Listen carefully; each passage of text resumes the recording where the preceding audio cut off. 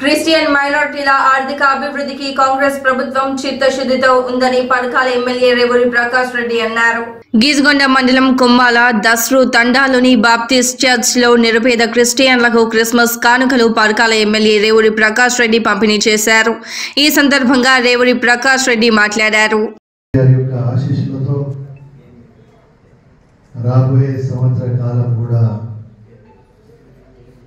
మన పరకాల నియోజకవర్గ ప్రజలందరూ కూడా సుఖ సంతోషాలతో ఉండే విధంగా ఆ ప్రభువును ఆశీర్వదించవలసిందిగా నేను విజ్ఞప్తి చేస్తున్నాను. ఇంతకుముందే ఇదేంటి మొదటిసారి మనం కలిసినాం. ఇంకా 5 సంవత్సరాలు మనం అందరం కలిసి ఉండవలసిన అవసరం ఉంది. ఒక కుటుంబంగా పాస్టర్ సోదరులకు మొదలు నేను మా పార్టీ పరంగా కృతజ్ఞతలు ప్రధానంగా తెలియజేసుకుంటున్నాను. నాకు వచ్చి వ్యక్తిగతంగా కలవడమే కాకుండా మేము ప్రతి చర్చిలో కూడా అందరికీ చాలా స్పష్టంగా చెప్తాం, సార్ మేము